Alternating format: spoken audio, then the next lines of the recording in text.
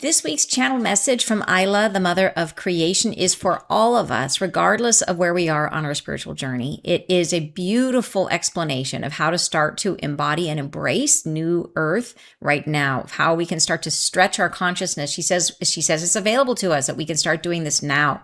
And she gives us really clear, beautiful instructions on how to do it. So, and I did it this morning. So welcome back to my channel, you guys. I am so glad that you are here. Thank you so much for sharing the message with me. And for those of you who are new, welcome. My name is Ann Tucker. I am a trance channel, deep trance channel, which means I go into a deep meditative state, like a trance, and from there I connect. I channel the angels as well as Ayla, who is the mother of creation. She's the mother of all souls. So, and I channel and I share the messages that come through. There's healing, there's information, and I share it with you every Friday here on YouTube. So this week's message is about joy. And it is what I love about it is saying that we are ready now, that we are in an energy now where we can begin to experience these heightened states of consciousness. And it's giving us an idea of how to do it. And what I love about it is that it isn't a thing where you have to like sit and meditate in a cave by yourself and chant for like 5 hours. It's not that. It is little bites, little bits, and it's easy. And it's deceptively easy. And that's the trick, is that I think we build it up to be something that is like, wow, this big thing. And then that puts it on a pedestal, and anything on a pedestal you can never reach. So this is that idea that bringing it back into, no, you can do this now. And Ayla in the message is saying that. She's saying, you can do this now. And then she shows us how to do it. And I did it this past week, like the last 2 days. I had a dream about it, and then I felt it this morning. So I'm going to share all that with you guys. Yeah, it's super exciting. But then I have to tell you, of course, because like all things are in perfection. You guys know we have our weekend coming up, which we're calling the Lift Your Light Weekend. Well, I knew when we talked about doing this weekend, I knew that I was feeling the urge or the need to do something that was joyful, that brought us back into joy. And that just gave us that support, that feeling of being in a positive vibration. And I thought it was just, oh, there's a lot of negativity in the world. And now I realize, now that this message has come through, no, it's actually much more than that. That it's actually that we actually need healing around our capacity to feel joy. And that is what will happen over the weekend. And so I just didn't get all the pieces before. You know, sometimes they reveal to me a bit at a time. But now that we've received this message, I understand the connection, and I just see the divine pathway through all of this, which is that feeling joy is going to be our pathway to connecting with New Earth. And many of us have blocks to feeling our own joy. So this upcoming weekend experience we're going to do with Lift Your Light we're going to be doing a lot of things that do create that incredible positive vibration, but there will be also some deep healing around our capacity to feel joy, which I think all of us could use some help with in one way or another. So, and I know a lot of you are already coming. It's called the sorry, Jennifer, if you haven't heard about it, it's coming up. Let's see here. I have it on here. It is June 27th and 28th. Is that right? I'm looking for a nod. Okay, good. June 27th and 28th. And it is on my website, anntucker.com. And they just popped in the link for you guys. And it is called the Lift Your Light Weekend. And it is going to be a very, very uplifting experience, but it will also be a deeply healing experience, helping us to come more in line with the internal experience that's going to generate these new feelings of New Earth for us. So I hope you guys can make it. We're going to do it. There'll be that weekend, so the 27th and the 28th. And then we're going to do a bonus follow-up, just almost like a booster shot on the back end, like a week later, to just give us another little, okay, let's bring it up just another bit, and to sustain that energy for us. So hopefully you guys can all make it. So, all right. If you are ready, fantastic. I'm glad. And I know a lot of you are going to be there already, and I would just welcome anybody else who wants to join. It's going to be awesome. So this weekend, this message, if you guys are ready, shall we do it? You guys ready to dive in? Take a breath, and let's go ahead and share the message. Blessed ones, we are together once again.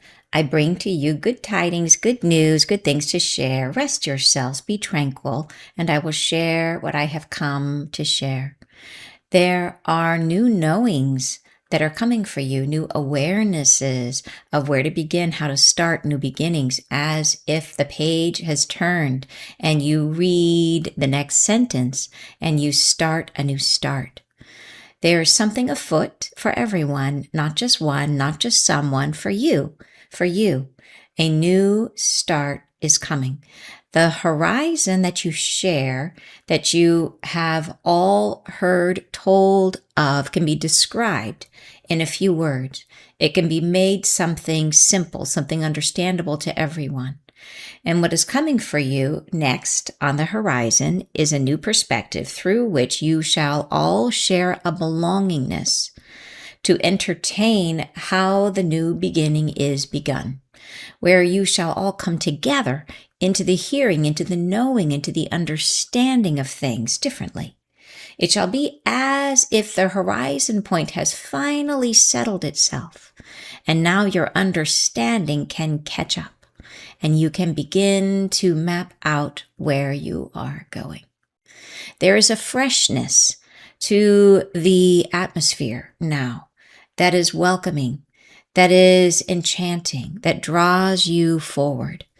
And it comes from the knowledge of good tidings. It comes from the sensation that you are hearing things about the new beginning, that you are coming into contexts where others know it too, as if this knowledge spreads, and as it spreads, it opens doors.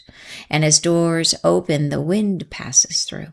And you are part of this. You are part of that early force of acceptance that draws in the new beginning. You're part of what reaches out into the world and calls it your own.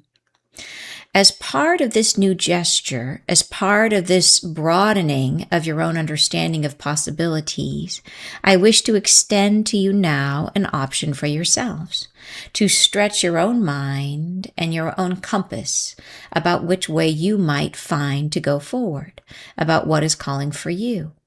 Many of you feel rather empty-handed, as if you have not yet received any comprehension of which way to go.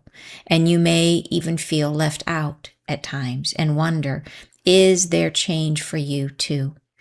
And I would say yes, that it has come, that the time is now, that the way forward is showing itself, that you are now meant to feel what is in kinship with your own heart.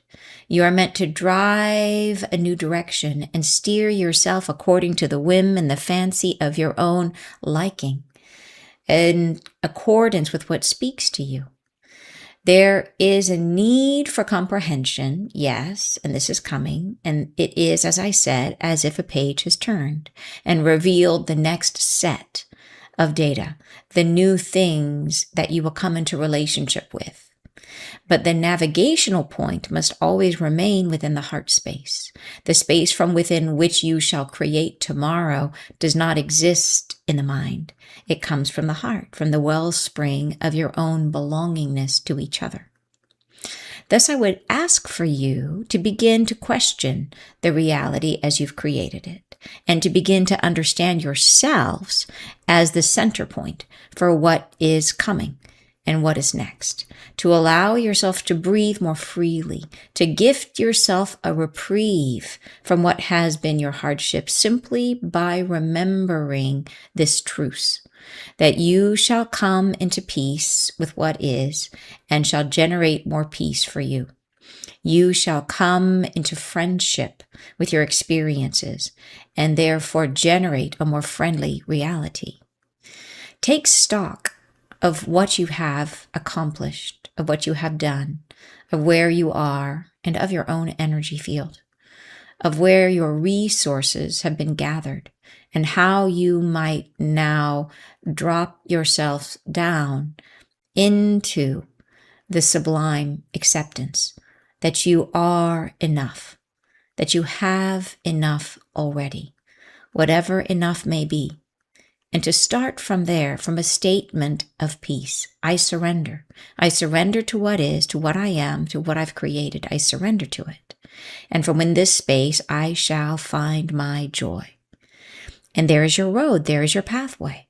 It is merely in the act of the surrendering, yes, surrendering the fight and surrendering what has captured you, letting it all go and coming to peace with what is, and letting your own heart then come alive, be woken up to feel something. Not a struggle, no. To feel something different, to feel an awakening, to feel something calling for you, to discover from within you where joy lies. Some of you are out of the habit of feeling joyful, and it does not come easily. For each time joy is gathered up like a treasure, you have fear that accompanies it, and it robs you from the essence of your own joy. I would say to feel this as a new start, a new beginning, however small. It can be anything. It can be one thing, two things, many things, big things, anything that stirs your heart in anticipation of something joyfully expected. And this is all you must do. Start with this. The page is turning. The page of knowledge is coming. But knowledge will not guide you, dears. Knowledge is a friend. It comes in friendship, and it will help you. But this point upon which you are gathered must come from the balm of your own joyful expectation. Stay in friendship with what is. Be at peace with what you've created, and feel into the heart what can be joyful for you. This is operative. This is creative. This is expressive. The world is changing. It is no more gone into the friendship of days where you create from what has been. It is coming now full term into the processing of your emotional state. And what comes from there becomes infinitely more powerful as a creative force. Thus, I say to you, in this gentle, gentle sentence, to ask yourself, where is your joy? And where can more joy be found? And this is all. And it does not matter if what makes you feel joy is productive, if it is not harmful to yourself or to everyone, to anyone. I would ask for you to experience this joy, to make it become apparent in how you are feeling, to pursue something, anything, just for the sake of being joyful. This is creative. This is not what you are accustomed to. It has been taught to you that only work is productive. Well, this is partially true, but not as true as it has been.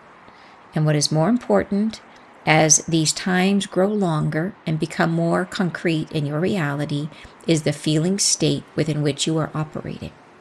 Thus, I ask for you, as the page does turn, to sink down into friendship with a heart that feels joy, and to allow yourself to express from there. And do not think about it. Simply be.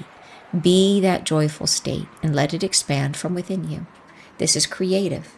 This will make a new world faster than any other work that you might be undertaking. I say bless you. Thank you. Goodbye. So beautiful. And there's some things in this message that, like, there's themes that we've been hearing all along about, release, let go, allow, be in our joy. But I feel like this message connects some very important dots and helps us to bring it into a more concrete, and maybe it's us, like maybe we've just raised our vibration enough that we are hearing the message in a new way.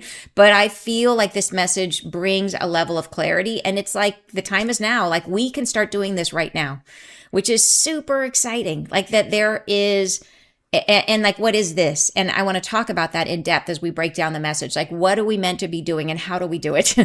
and it's not hard, but it is a shift in how we are in our beingness. And that's the biggest thing. It's like a shift in being, but it is so accessible that you can dip into it in a heartbeat. That's how quick it is.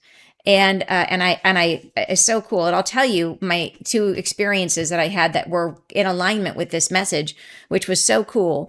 And so this whole thing is about is about the old way is not going to work anymore, right? That, and they've been telling us that for a while, that the old way of creating the sort of the thing that got us ahead in the past was the type A personality that was like the work hard, play hard, like you just, go, go, go, go. If you do that, that's going to bring you success in our world, and success defined as usually materialism and other things, right? And in the new reality, it is not that. As a matter of fact, those old things that used to work, it's like what there's a book, it's really funny, the leadership firm that I worked at back in the day, a long time ago, one of the guys that founded that firm wrote the book, What Got You Here Won't Get You There. and I love that phrase as a description of where we're going. Like, what got you here, the things that worked in the past won't get you there. And she's saying that in this message, that the world, she says, is already changing, that this is already available to us now.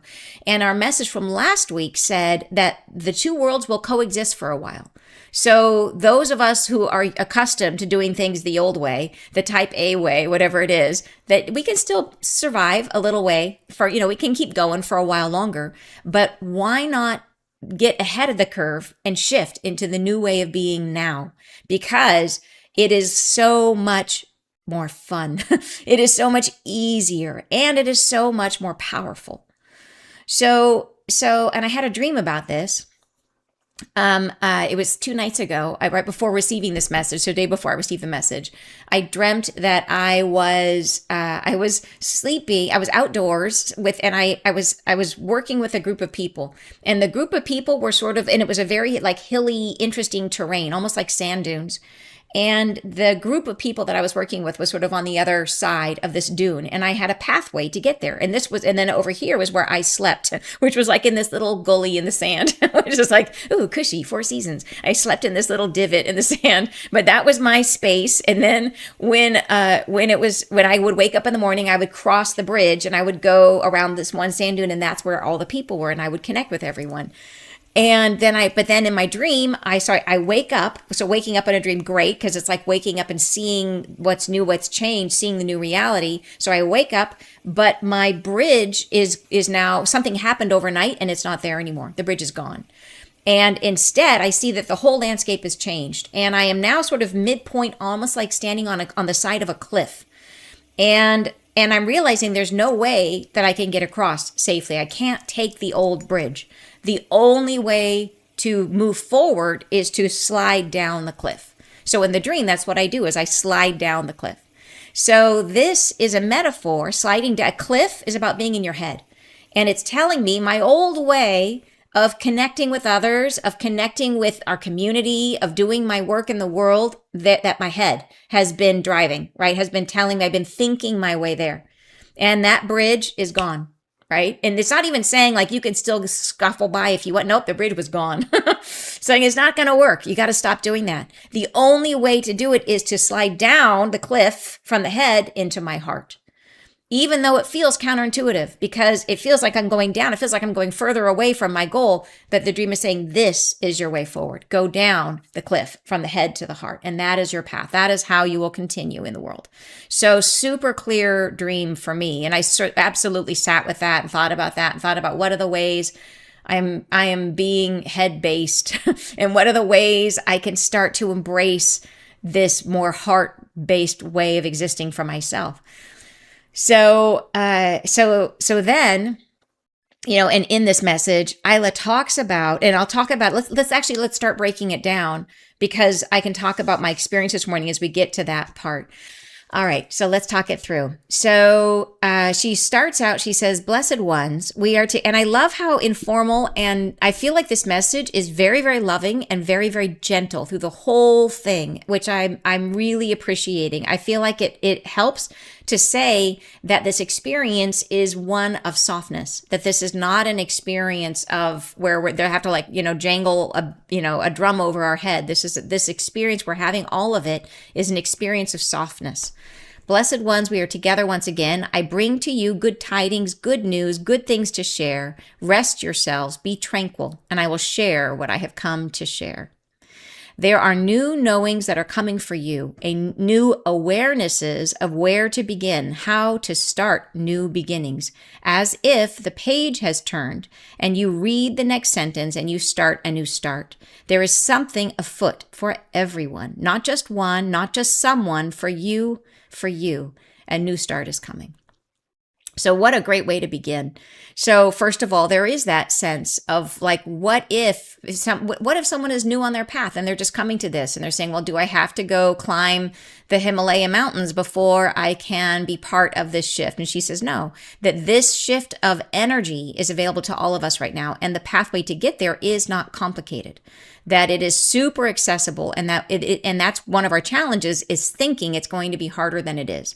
And that's one of the things that putting it up on a pedestal makes it harder for us to access it. So she's trying to say, no, bring it right down. It is here for each and every one of us. And the other thing I like about this is she says there are new knowings that are coming for you and new awarenesses of where to start, of how to begin. So as if the page has turned. So she's starting out and she's saying, okay, that we are going to have some knowings, but the bigger thing is going to be awareness of our awarenesses. And so where does awareness come from?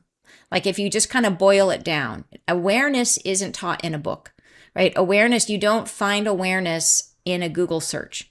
Like awareness comes from input through our senses.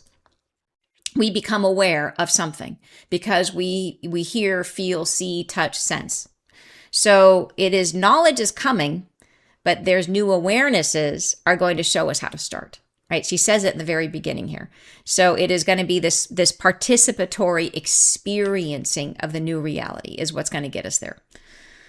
All right, next paragraph. The horizon that you share, that you have all heard told of, can be described in a few words. It can be made something simple, something understandable to everyone. So again, take it off the pedestal. Then she says, and what is coming for you next on the horizon is a new perspective, through which you shall all share a belongingness, to entertain how the new beginning is begun, where you shall all come together into the hearing, into the knowing, into the understanding of things differently. It shall be as if the horizon point has finally settled itself, and now your understanding can catch up, and you can begin to map out where you are going. So, okay, great paragraph. The first thing is she's emphasizing a new perspective, and that perspective will give us a feeling of belongingness. So, and so this relates to the experience I had this morning when I woke up, is that when I had one of those really wonderful mornings where like sometimes you wake up and you're just like, I'm awake, I'm ready to go, and you can't sleep anymore. This morning I had one of those really lazy mornings where if it hadn't been like looking forward to being here and talking with all of you, I could still be a bit because it was really like I woke up and I was in that like, oh, this is nice. I could sleep some more.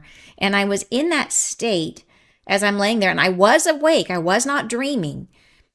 And I became conscious. It was almost like as I became awake, I was so peaceful in being, there was not a sense of like, I got to hurry up and get out of bed. There was not like restlessness. I was so comfortable and so peaceful that I just was so settled in being where I was that I could hear the silence. And this feeling settled over me of like, as I set down all of my busyness of a normal day, it was in that silence before anything started, I realized that lack of doing, I felt connected with everything. And it was like an awareness that the thing that prevents me from connecting with all that is my habit of doing. that sense that I get up and I'm immediately off and I'm doing something, I'm thinking about where I'm going next. In this moment, I was so at peace that there was nothing in the way to block my perception. And I could just sit there and it was so beautiful. And the challenge is I couldn't hold it for very long, right? I sat there for maybe 10 minutes. I'm like, this is amazing. And then my monkey mind jumped back in. Hello, go, blah, blah, blah. It's my monkey mind. There's so much to say. I'm like, stop talking. Lewis, quiet down. So,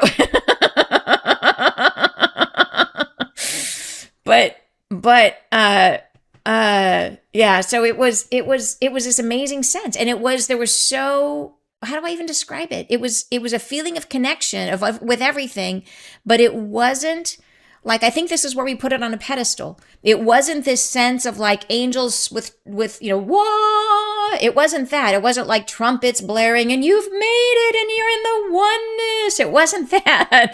It was like, it was very accessible. Like, it's right there. All I got to do is stop doing. And I got to find a way to settle myself down so that I can listen. And that's it. It's right there. And I was able to get there this morning. And like I said, I could only do it for a little while. And then I was like, I got to get up. And as soon as I had a thought of doing it, was gone.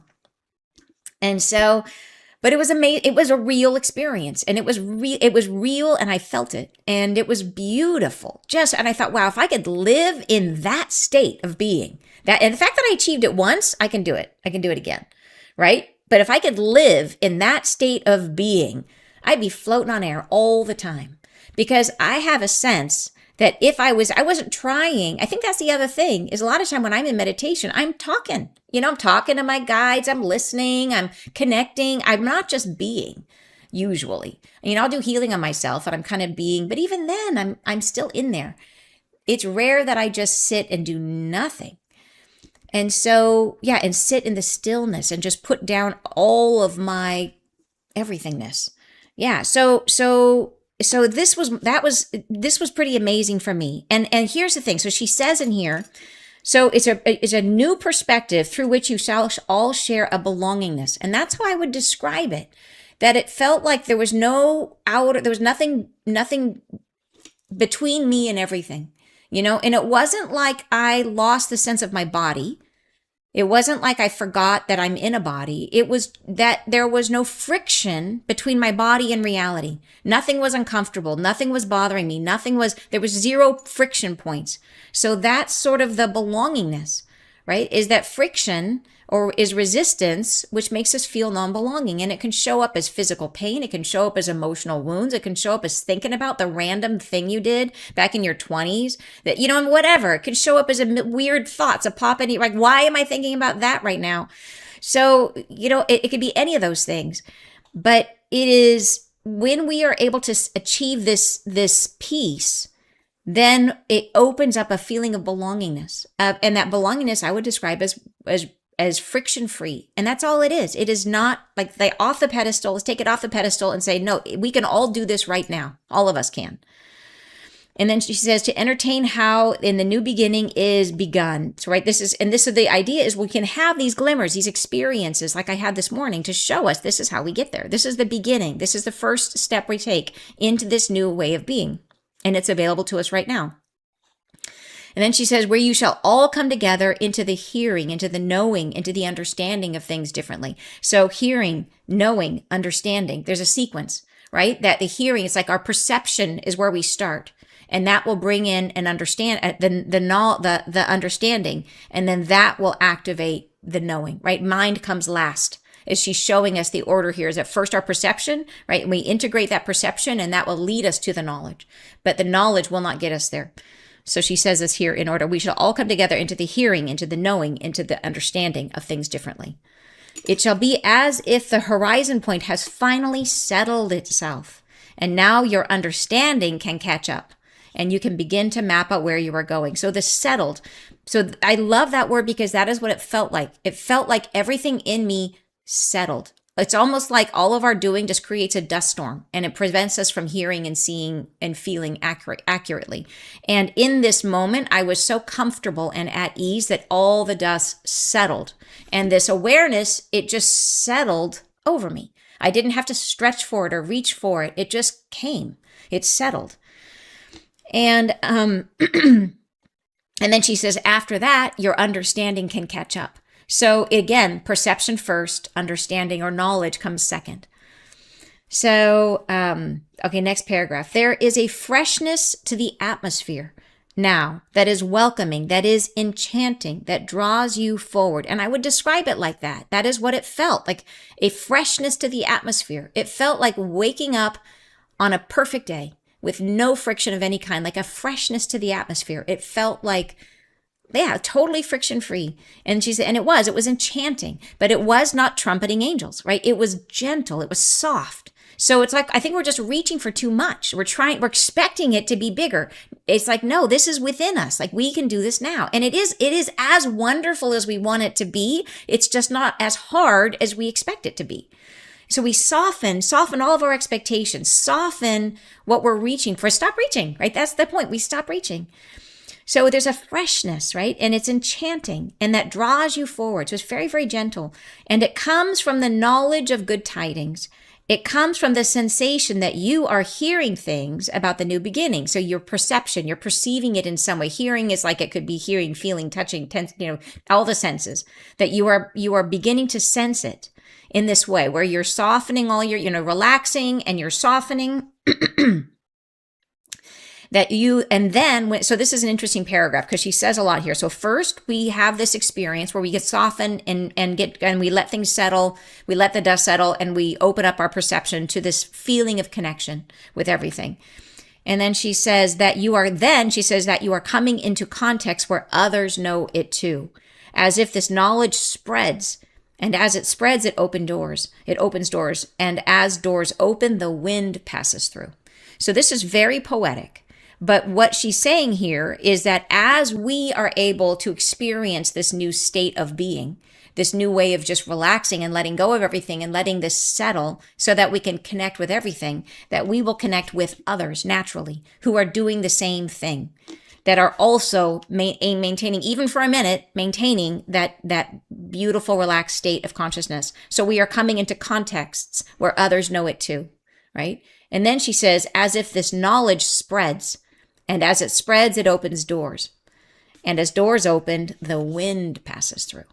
So this is not meant to be an individual experience, right? This is meant to be an experience that at the point of having it is this connection. It opens us up to no resistance, no friction with everything. And that then opens us up to having no friction with others who are also experiencing no friction. We come together and we open doors, and the wind passes through, right? This is the beginning of the new reality, that this new state of being helps us to start to generate the field of love that will create new earth. And then she says, and you are part of this. You are part of that early force of acceptance that draws in the new beginning. You are part of what reaches out into the world and calls it your own. So here, reaches out, well, you're part of what reaches out into the new world. So what's important here is that this is happening from, you're not reaching out to grab something. You are reaching out to express yourself, right? It is, this new reality is not out there, it's in here. So, so you're reaching out and calling it your own. You are expressing your new state of being. So this is coming from the inside out, is what she's trying to express here.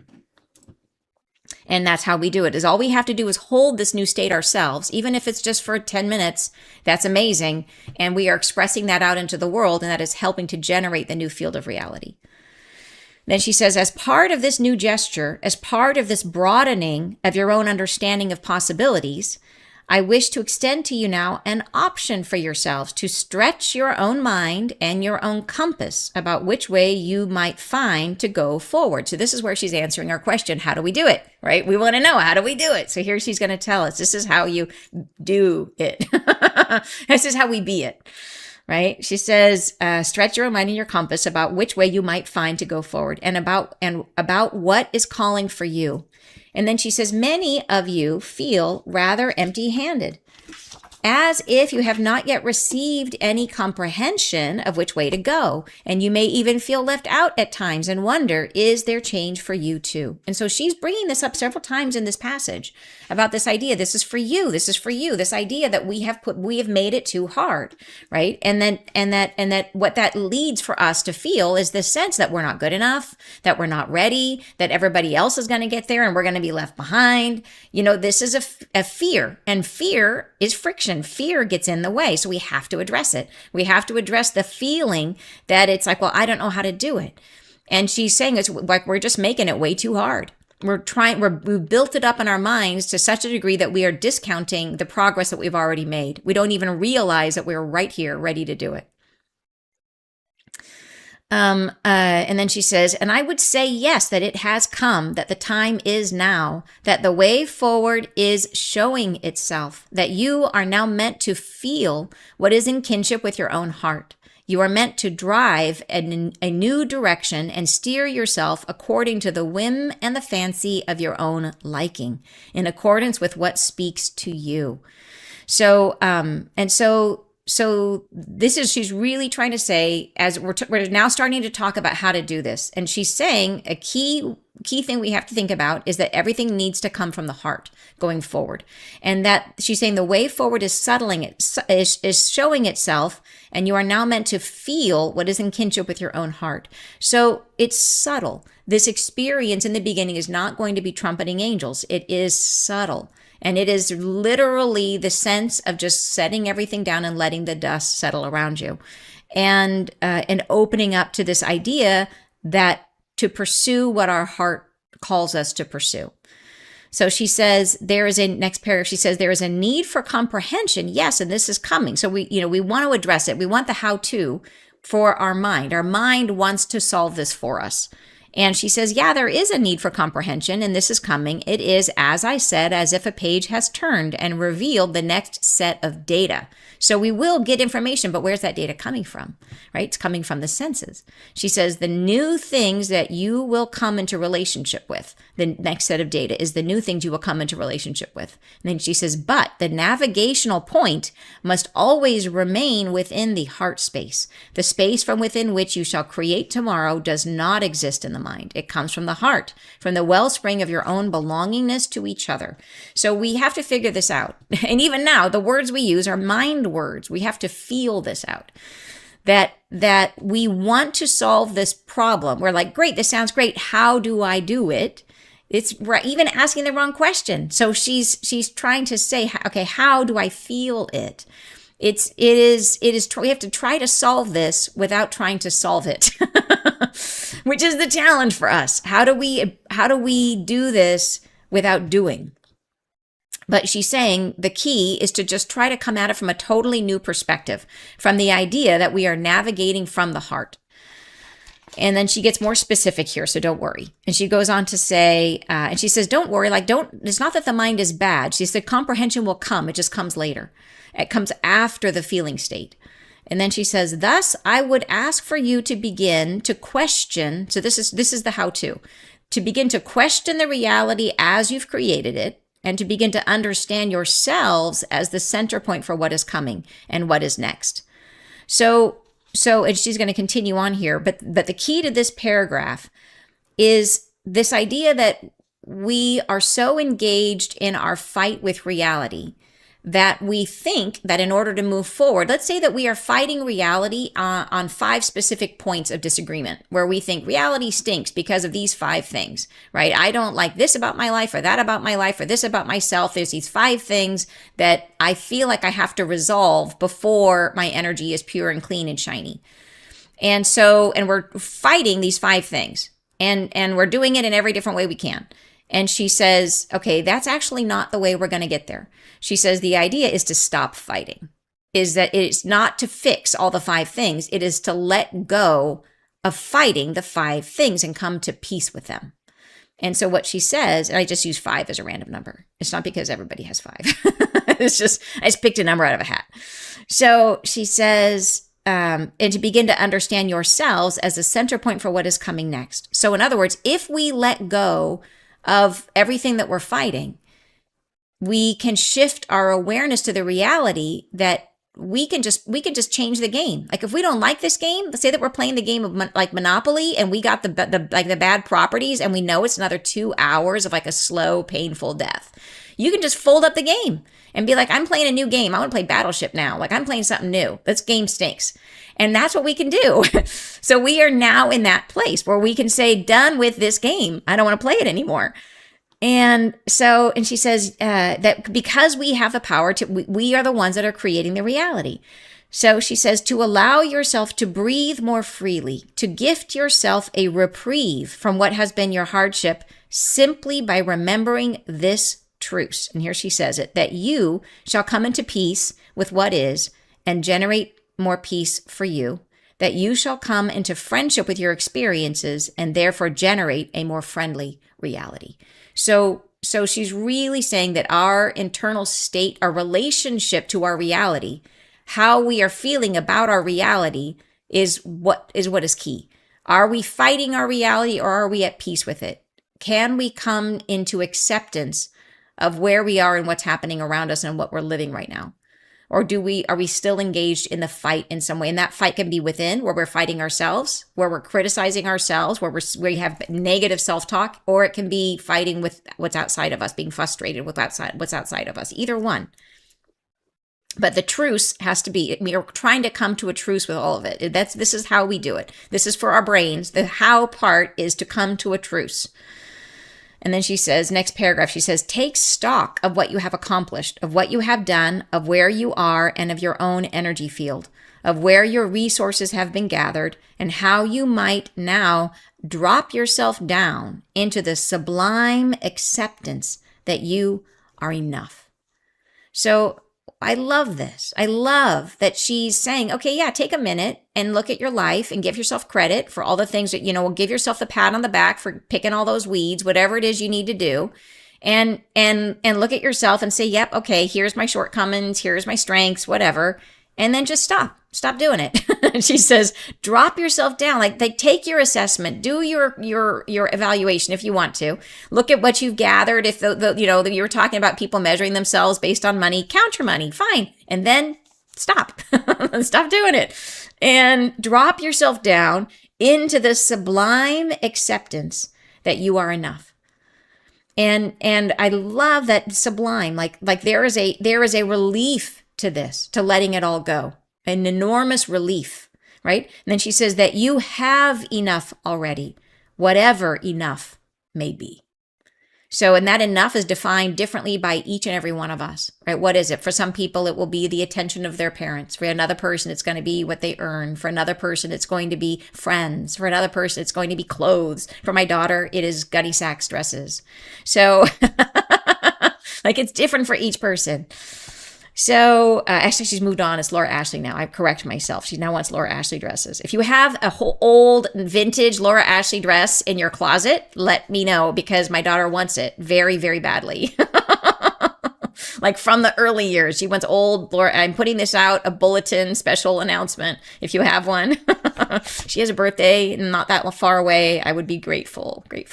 So, okay, moving on. But she is enough all by herself. She doesn't need the dresses. She has enough. That you have enough already, whatever enough may be. And to start from there, from a statement of peace. And then she says, I surrender. I surrender to what is, to what I am, to what I've created. I surrender to it. And from within this space, I shall find my joy. And there is your road, she says. There is your pathway. So it is so, I don't even want to say, it's almost like mean that it's so easy because we've been it's like spirit says, all you got to do is stop. And it sounds so simple. And it's like the hardest thing for us to do. And it's almost like, gosh, couldn't you make it harder so we would feel bad with how bad they were struggling? Couldn't you make this more difficult to justify how hard it is? No, just let go, but I can't, I can't stop. So yeah, so it's a strange thing, but it's true. And so she's saying, I surrender to what is. This is what we're surrendering to. So whatever it is, and I think I have shared with you guys before, this story I have, it was just a brief moment that this happened where we were having a conversation like this live, and there was somebody who dropped in the comments that their husband was in the hospital. And sometimes when I think of someone, I will immediately see their energy field. It just happens sometimes, not every time, but sometimes. And as soon as she talked about her husband in the hospital, I could see him. And I could see, and she's like, can you please, send the angels to help my husband? And I could see him in the hospital, and I could see him, and I could see right next to him was an angel. And the angel is looking at me going, I would love to help, but he's not letting me because he was fighting his situation. He was in resistance to what he was experiencing, and he was being in resistance. You're doing this. You're like, come at me. I'm gonna, he's fighting. How can an angel get in if we are fighting? Right? And if he could just come to peace with his situation and say, okay, I understand I'm in the hospital. I understand I'm having this physical pain, and and he has to raise his vibration into love and say, okay, I'm at peace. I'm at peace with this experience, with the pain I'm feeling. I'm at peace with this experience. I'm opening myself up to the experience that I'm having. I am okay with what is. And the minute that happens, whoosh, the energy field opens, angel comes in, good things happen, right? But angels literally, I can see the angel going, meh. Again, what am I going to do? Another woman told me this who had, if you've ever heard of IANDS, it's the International Association of Near-Death Experiences. It's an organization where they kind of gather people who had near-death experiences. The woman that started that movement lives here in Seattle, and I had her come and speak at one of my events once. She's cool, really cool lady. And she shared a story. A lot of people, when they have a near-death experience, when they come back through the veil, because they've broken through the veil, it leaves a tear in the veil, and they come back with spiritual gifts. And that doesn't mean don't go just like OD on something just to open the veil. Bad idea. But people who have planned this as part of their life experience, it tears the veil, and they come back with certain spiritual gifts activated. And she could see angels sometimes. And she talked about one time she was on the freeway, and she looks over at this guy in the car next to her, and he's sitting there, and he's like super aggressive driver, pounding the steering wheel and, cursing at the guy in front of him and tailgating. And she could see his poor angel sitting next to him, just completely unable to make an impact. And the angel looks over at her and goes, you know what I mean? Yeah, this is what he's doing. And the angels just along for the ride and can't make it, can't help, can't do anything because the guy's fighting his reality. So yeah, so funny. But so this is that idea that it is not easy for us to surrender our fight. But that is the pathway forward. She says that there is your road, right? I surrender to what is, to what I am, to what I've created. And sometimes we've created amazing things, and sometimes we created really sucky things, right? And that's okay. And it's not that we do it on purpose. It comes from some wound inside of us that we are not present to, that we don't feel or see necessarily, but there it is in our reality, right? I surrender to it. And from within this space, I shall find my joy. And it is literally from the process of stopping fighting. It's not that we have to love what we don't like. We don't. All we have to do is stop fighting it, because the fight is creating the dust, which prevents us from opening up our senses to experience the joy, the magic that's all around us.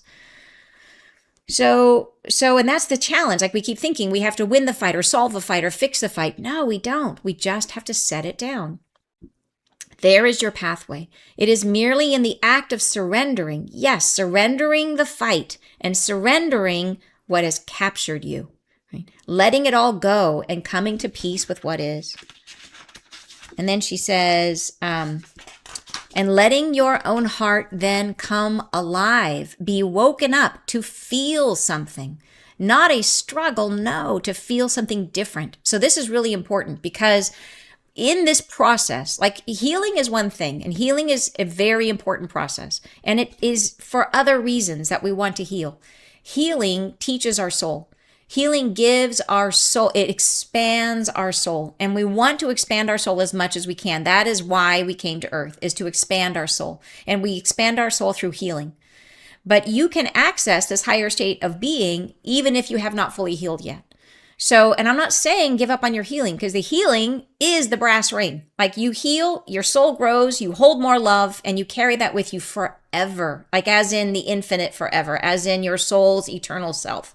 That's healing. That's good. You want that. Heal as much as you can. But you can also, as you're going through this, you can also reach this more beautiful state of consciousness. So do both is the thing. Do both. So, but what she's trying to say here is that we are learning, and this is a lot of what we do in Soul Convergence, is we learn techniques to learn how to heal. And that is a process of learning to feel our feelings, of trying to bring them up and process them through. And she's saying this is something different. So when we're trying to achieve this state of openness, the state of connection with all that is, we're saying she's letting your stopping resistance and letting your heart come alive and woken up to feel something. It's not the same thing that we do when we're trying to process our feelings, because processing our feelings is letting them move through us so that they can leave the body, so that we can let go of the emotion and hold the experience and the learning, which expands our soul. This is not that. So she's saying that when you're setting things down and coming to peace with what is, you're not opening your heart to try to feel the wounds, because then you're engaging back in the fight, right? This is not the time for that. The time for that is when you're engaged in processing your feelings and engaged in healing. When you're trying to settle the dust and trying to connect with all that is, you're not trying to engage in feeling your wounds. She says, no, this is something different. It's not to feel the struggle. It is to feel something. It is to feel an awakening, to feel something calling for you, to discover from within you where your joy lies.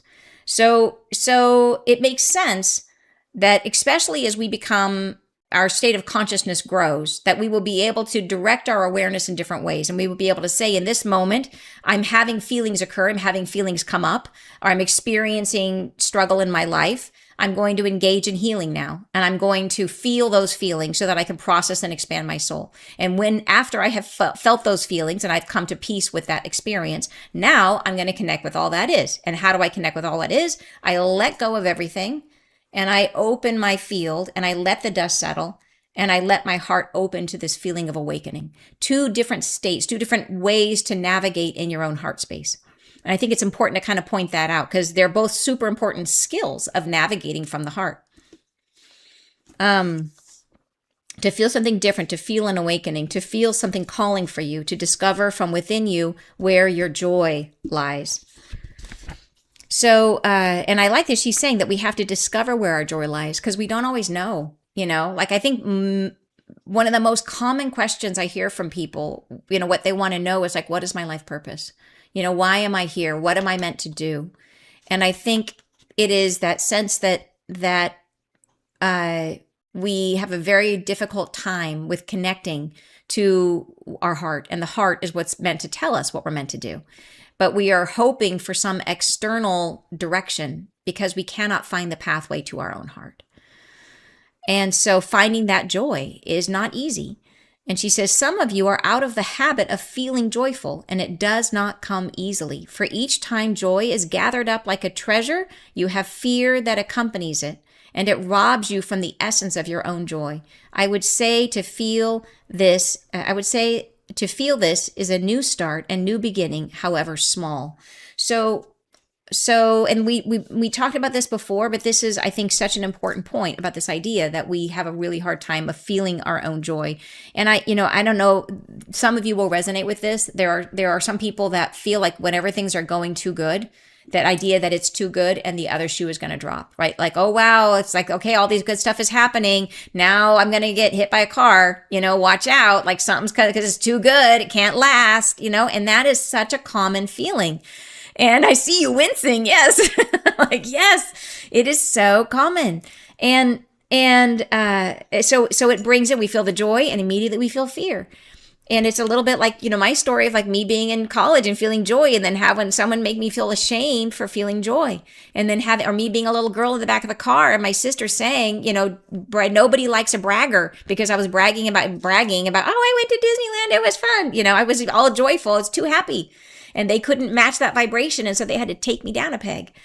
And so that's where we get. And I think it's so, so common. But yeah, so we have joy. It comes up and then we're like, oh no, I got too much joy. Something bad's going to happen. And we have fear that comes in, and it robs us of the essence of our joy. And she would say, so how do we start? She says, I would say, feel this. It is a new start, a new beginning, however small. So start small. And this, again, takes it off the pedestal. The idea that it has to be this great, big, grand thing. Take it off the pedestal. Start with something little. She says, it can be anything. It could be one thing, 2 things, many things, big things. It can anything, she says, that stirs your heart.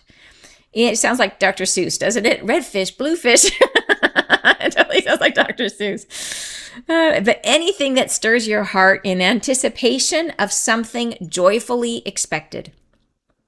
And this is all you must do. Start with this.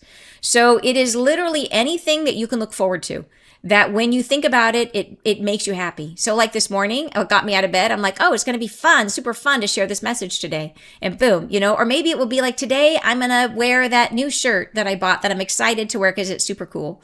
And that gives you that little spark of like, hey, happy. So it could be a little thing, right? It'd be a little thing. Maybe you've, made some extra, you baked something and you're going to go give it to your neighbor and you're excited that, okay, you're exciting, anticipating that, yeah, I got to go share this that I made, whatever it is. And it's the anticipation that, can we dwell in that state of being, of anticipating something joyful, right on the edge. It's almost like riding the wave of joy, like you're right on the edge of excited anticipation. So here's a very, very interesting thing that I learned back in the day when I was doing this when I was a leadership coach, and I was focused on decision making and learning about how decisions affect us. And it was about how we experience joy. And it was, I mean, there was many layers to this, but we can apply it to how we experience joy. Is that if you look at humor, for example, and if someone is about to watch, say there's a comedy that you've watched or that you've seen before, a movie, and someone is thinking about watching it again, the experience of anticipating it, you actually, if you could measure it, they actually get more joy from the anticipation than they do from actually watching the movie. It activates their brain in the same way, but for a longer period. So another example of this, and this is where the study came from, is like studying people who are going to take a trip. That the longer the window is that you are anticipating the trip, the more total amount of joy you get from the trip. That the anticipation is stronger than the trip itself. And especially if you build your anticipation. So like one of the things that I talk about my mom a lot today. My mom's cool, but I'm talking about there's another mom story. Something my mom did when I was a kid that I look at now and I think that was brilliant, is that she would be excited about going on a trip and she would start packing for her trip like 2 weeks early, and she'd have her suitcase out and Denise's like, me too.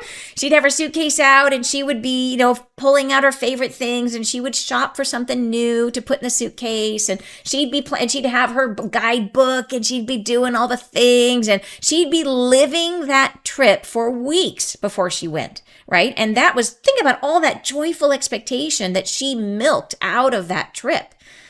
And that's where that's where we want to be, is we want to be in that state of joyful anticipation. I think this is like the easiest access point that we can get.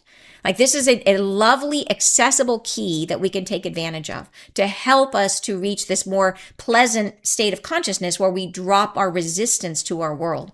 So if we can think about our day, what can I joyfully anticipate? Even if it's a little thing, like, oh, I really want to go back and get that amazing, I want to go to Bainbridge Island and get this one banh mi tofu sandwich. So flippin' good. But that's further away. So I'm just going to think about the iced coffee that I had the other day. Bainbridge Island's kind of far. So I'm just going to go and I'm going out today and I'm going to get myself that iced coffee that was like so good. And I'm going to think about that as I'm driving through my whole day. I'm like, iced coffee, I'm just going to sit there and think about it. Or I'm going to in the car, I'm going to play this super cool podcast. Oh, so I'm so chatty today, you guys. I'm sorry.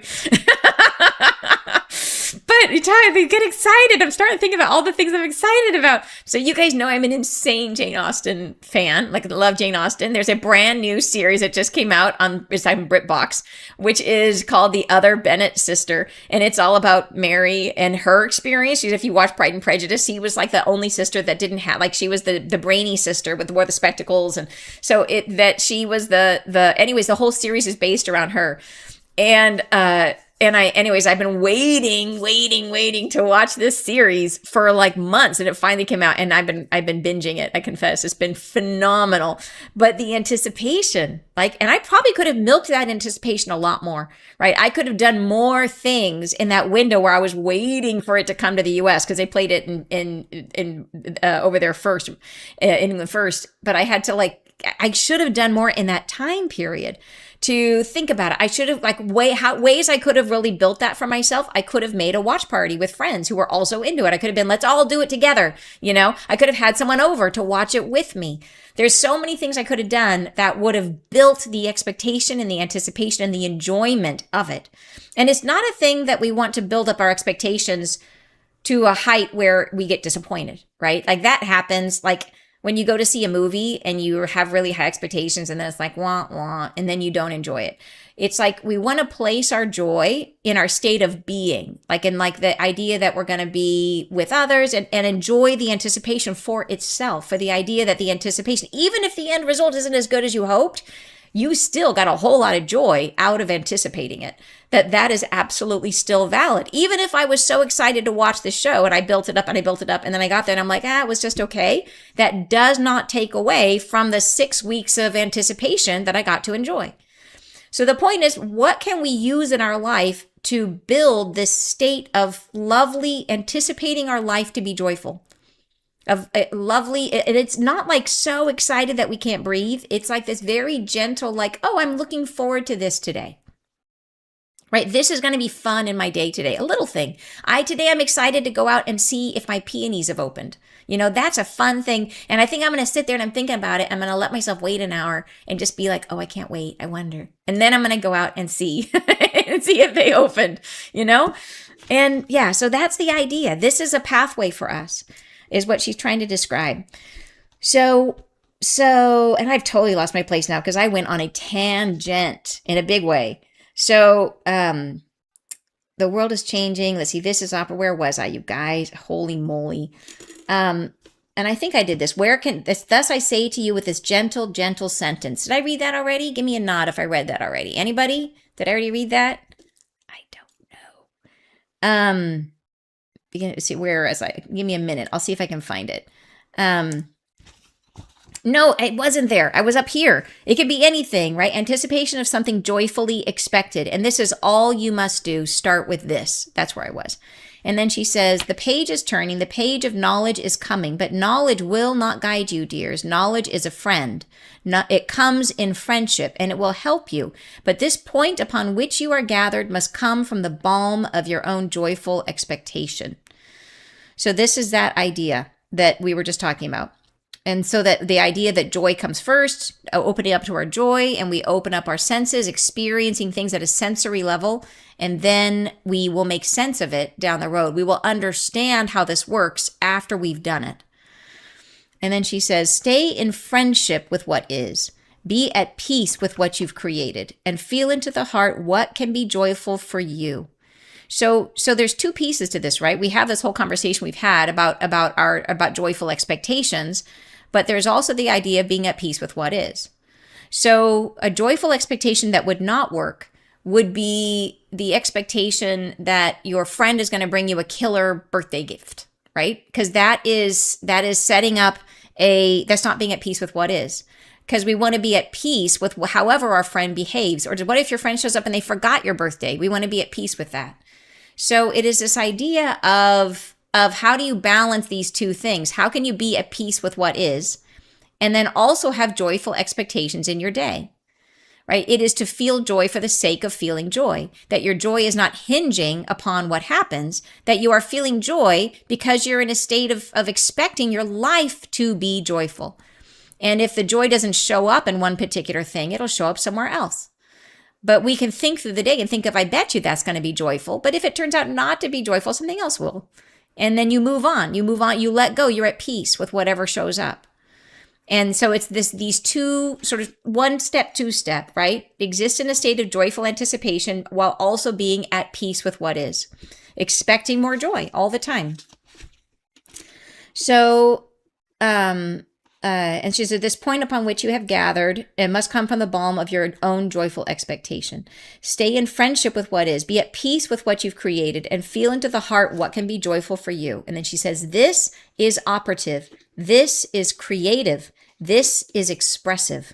So in other words, when we do this, we are creating our reality in a much more powerful way than we ever have before, because we're holding a very specific vibration, which is a vibration that when the dust is settled, What that means is that the vibration of our joy comes out into the world, our heart expands into the world, and it generates a more joyful experiences. It generates at a higher vibration. So she says that doing this brings the heart online as a creator, that we have been doing so much constricting of our heart from our head. Our head says, okay, heart, you can only create things that I'm expecting, that I've had in the past, that I am dictating. It has to show up this way.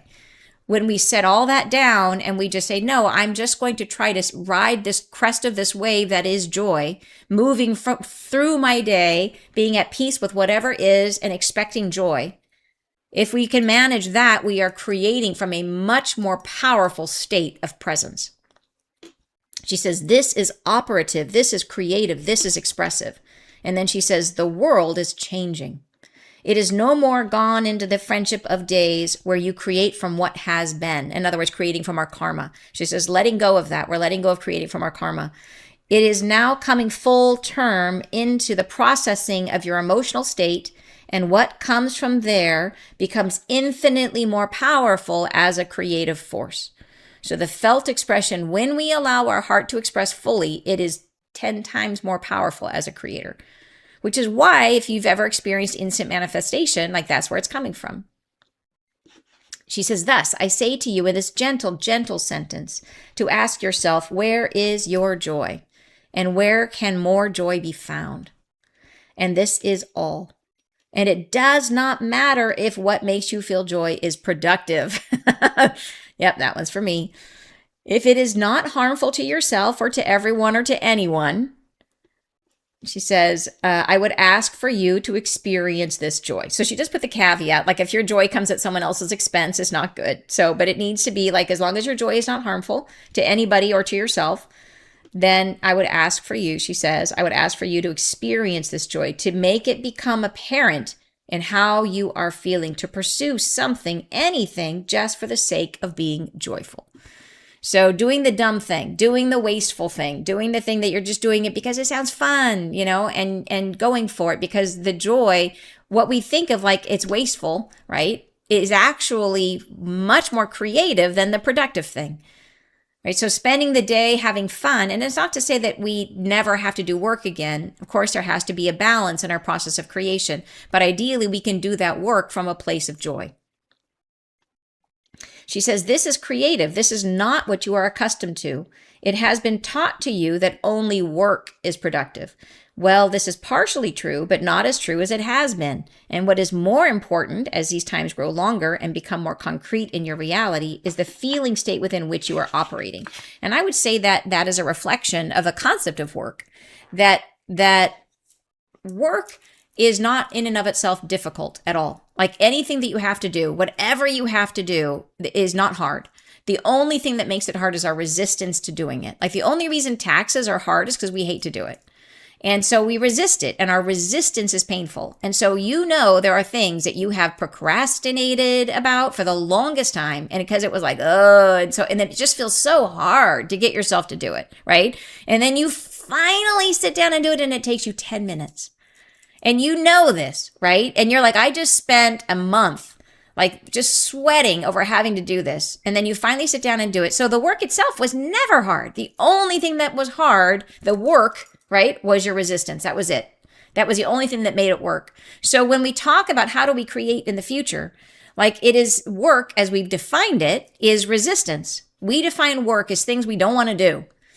And that it's hard because it makes it work because you got to strap yourself to your desk and put in a certain number of hours and punch your time clock, and it's work, and we have resistance and we force ourselves through the resistance, and this is work.